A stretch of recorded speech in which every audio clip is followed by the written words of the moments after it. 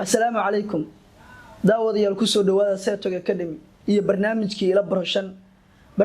barashan waa barnaamij aan ku soo qaadano shan shay oo aan markaas isdhahayno bulshada way anfacaysaa ama waxbay taraysaa barnaamijka ila barashan awal waxaan ku soo qaadan jirnay maanta wixii ka horeeyay shan shay oo aan markaas u aragnay general ah aan ku soo qaadan jirnay laakiin insha Allah waxaan u sameyn doonaa ciwaan ah inaan maalin walba ka hadalno topic gaar ah ama ciwaan gaar ah oo aan meel kala iimaanayn tusaale ahaan hadii aan ka hadlayno computer dan ka hadlayno computerka shan shay oo computer la xiriira inaan ka hadalno hadii aan ka hadlayno tiknoolajiyad iyo waxyaabo cusub oo la soo saaray shan shay oo cusub oo maanta adduunka ku cusub ayaan ka hadli doonaa hadii aan ka hadlayno taariikh waxaan ka hadlaynaa shan shay oo taariikh ah bis ayaan ka hadlaynaa marka saasaan ku weydi doonaa insha Allah hadda kadib la socda ciwaankii marka waxa dadka u fuudaanaysa hadhowbayto inaysan ku wareerin macnaha inaysan iska daawan wixii ay hadaf u daawadaan tusaale waxaan ku soo qori doonaa ciwaanka aan ka hadlayno magaciisa iyo shayashan ka hadlayno hadhowta hadii marka aad rabtid inaad daawatid ama aad xiisaynaysid shan shay oo aad muhiim u ah oo adiga markaas aad raadinaysay waad ka soo heli kartaa ila barashan bis aad qoraysaa YouTube keena soo galaysaa kadibna waad ka daawan kartaa insha Allah wixii qofkii haya wax cusub oo muhiim ah insha Allah commentiga han wala wadaago aad iyo aad u mahadsantihiin ku soo dhawaada videoga maanta waxaan ka hadli doonaa shan shay oo la xiriirta waqtiga bis waqtiga sida time-ka oo kale markii aad rabtid inaad time sheegtid oo kale marka aad sheegtid taariikh ama date la soo dhaafay inaad sheegtid oo kale history-ga ay soo mareen ayaan ka hadli doonaa ku soo dhawaada waxaan ka bilaabaynaa time-ka saacadaha macnaha caadiga saacada waxa loo qaybshaa laba qaybood oo kala ah 24 hours iyo waxa loo qaybshaa 12 hours 24 hours ayada waa 24 saacadood 24 saacadood waxa waaye maalinkii iyo habeenkii oo la isku geeyay oo hal meel laga dhigay marka habeenkii waa 12 saacadood maalinkii waa 12 saacadood marka habeen iyo maalin ayay noqonaysaa halbeegeeda macnaha marka sheegaysi 24 hours ama 24 saacadood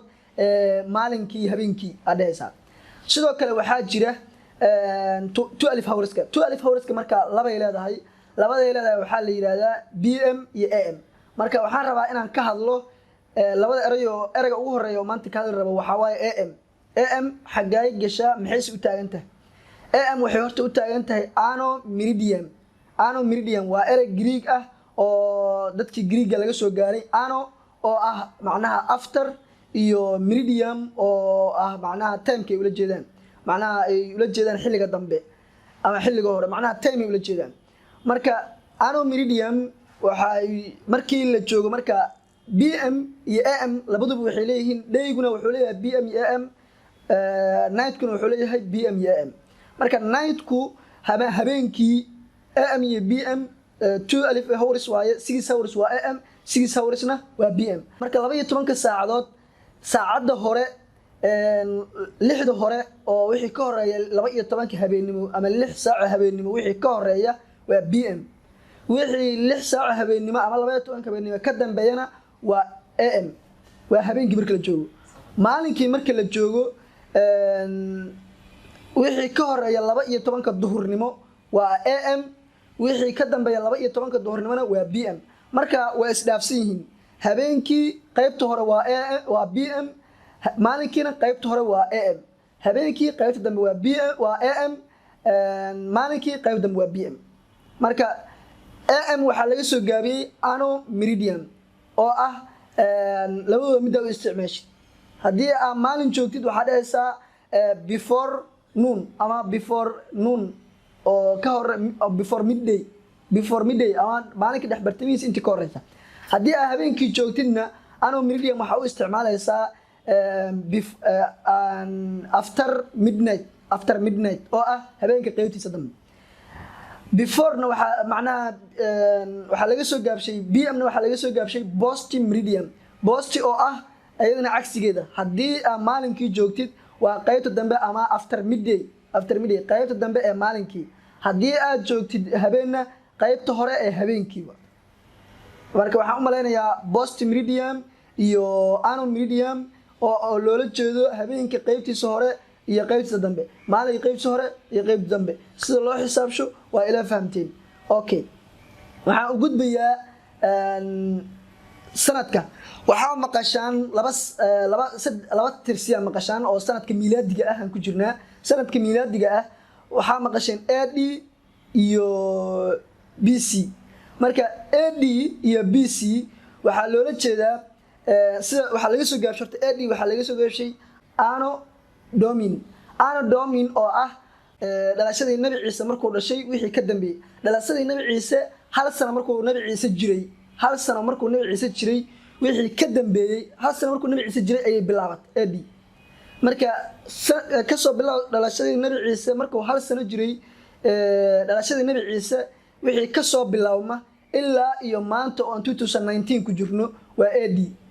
marka BC na waxa laga soo gaabshay dhalashadii Nabi Ciise koor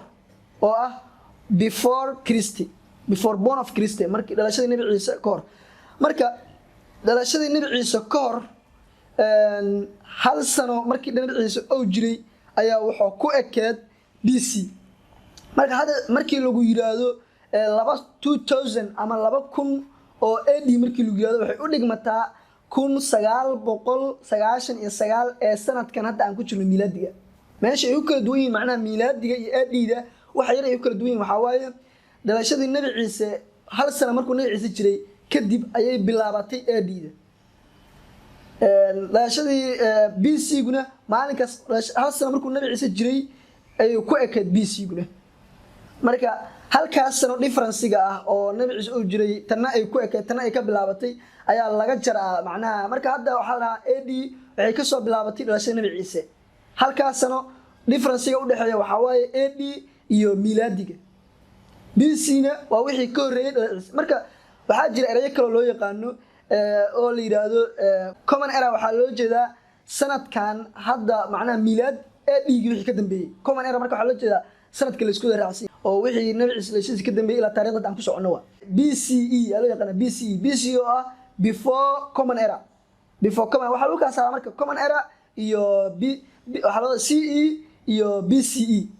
iyo BCE oo ah common era oo hadda la joogo iyo before common era oo sanadkii wixii ka horeeyay BCE taasna waxa waaye BC iyo AD inay ka cadad marka waxa jiro kale marka la qorayo taariikhda buugaagta inta badan buugaagta akhriskooda ayaan uga baahanahay marka buug akhrinayso sidoo kale buuggaas wuxuu u baahan yahay in aad macnaha haysid taariikhda si fiican fahmaysid tusaale ahaan taariikhda oo ama buugaagta cilmiga markii la akhrinayo oo sida hadda ikhtiraaciyada oo kale waxa lagu dhahaa iyo taariikhiyada oo kale marka laga hadlayo BCAC waa ka buuxaan Soomaan marka BC waxa marka akhrinaysid hadii la qoro 1500 BCE hadii la qoro waxa loola jeedaa BC ayaa loola jeedaa before common era hadii la qoro CE na waxa loola jeedaa after common era oo ah macnaha sanadka miilaadiga ah ayaa loola jeedaa ka tirso marka okay taasna BCE na halkaas BC iyo AD na saas aan baxaynaa waxa kale oo jirta sanad kale oo ah sanadkeena anaga muslimiin hadaan nahay sanadka muslimka ah oo hijriga ah sanadka hijriga ah marka buugaagta caalamka dadka wax ka qora markii buugaagta akhrinaysid commonka ah buugaagta markii akhrinaysid waxa jira buugaag qora aan hijri qorin anaga hadda buugaagteena iyo carabiyada iyo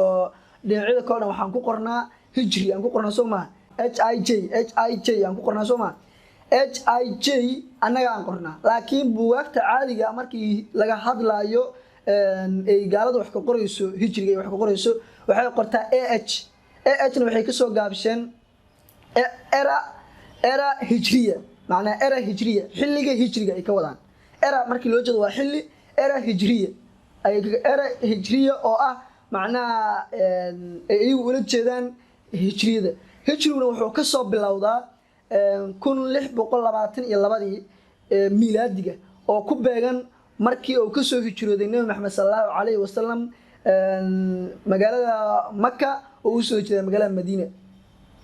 ayaa ka soo bilowda waa fahanteen marka hijriga marka ayaga dhan marka isku qabto saddexda aan soo maray BC AD hijri saddexda marka aan soo maray markii taariikhda la qoraayo gadaal laga wada raacshaa inkastoo sida formalka sida oo standardka ah AD hore laga raacsho waxaa la qoraa AD intaas la qoraa sida standardka waaga hor loo dejiyay waaye laakiin hadda waxaa la wada qabsaday saddexdood in gadaal ka maraan waxaan filayaa in aad ka faa'iiday wax yar wax badan ma dhahayo wax yarna ka faa'iiday insha Allah barnaamijyadan oo maalinba mid focus la saarna way doonaa waad ku mahadsantahay daawashada fiidiyogan xushmad ayaan ku haynaa qof kasta oo kamid ah asxaabta Seto Academy waan xushmeynaynaa commentigiina waan isku dayaynaa macnaha in aan aqoonta adinka ku jirta soo bandhigno aqoonta aniga igu jirta aan soo bandhigo aqoonta asxaabta ku jirta aan soo bandhigo aad iyo aad u mahadsantihiin wassalaamu calaykum waraxmatullaahi wabarakaatuh